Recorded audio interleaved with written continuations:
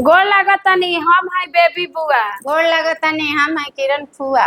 हमनी के आगल बनी सन फेर लोग के लगे एगो झूमर लेके। तो झूमर में देखी एगो पत्नी उनकर पति कमाए गइल बड़े।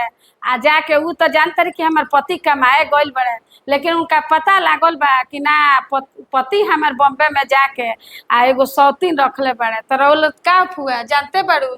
आजकल तो फैशने हो गइल बा, घर वाली घर या बाहर वाली बाहर। हाँ, लेकिन हमनी के पूर्वज कहत रहला जे काठो के सौतीन ना भावेले। तो देखो देखो के अपन भाई अपन दुख व्यक्त करत है। आजकल फैशन हो गइल बा, जाई बाहर एगो रख ली। अच्छा तो चल, लेकिन अब जे दुख बीतेला उहे जानेला। तो सब लोग कहेला लेकिन पढ़ेला तो बुझाला।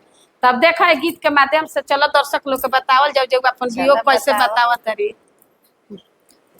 बॉम्बे में कोई के नौकरिया हो, पियावा रखे सवतिनिया। बॉम्बे में ले के मकानिया हो, पियावा रखे सवतिनिया। बॉम्बे में कोई के मकानिया हो, पियावा रखे सवतिनिया। बॉम्बे के मकानिया हो, पियावा रखे सवतिनिया। बॉम्बे में ले के मकानिया हो, पियावा रखे सवतिनिया। बॉम्बे में ले के मकानिया हो, पियावा रखे सवतिनिया। नई हर में रहती तमाई से कहती, नई हर में रहती तमाई से कहती। ससुर में सास जोगिनिया हो, पियावा रखे सवतिनिया। ससुर में सास जोगिनिया हो, पियावा रखे सवतिनिया।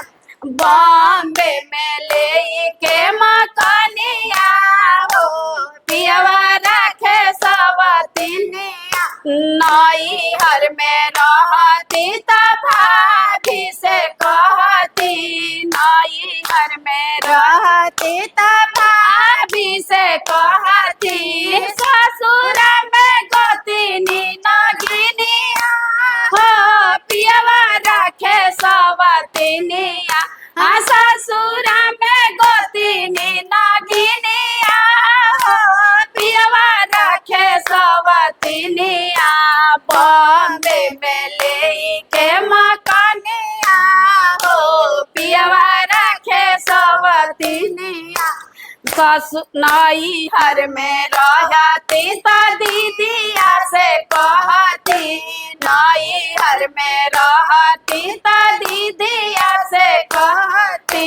ससुर में ननदी नगिनिया हो, पियावा रखे सवतिनिया। ससुर में ननदो नगिनिया हो, पियावा रखे सवतिनिया। बॉम्बे में ले के मकानिया हो, पियावा रखे सवतिनिया। बॉम्बे में ले के मकानिया हो, पियावा रखे सवतिनिया। बॉम्बे में ले के मकानिया हो, पियावा रखे सवतिनिया।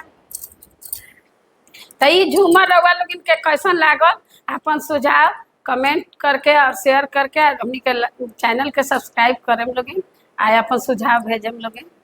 तब हमनी के इजाजत दी लोगिन। नमस्कार।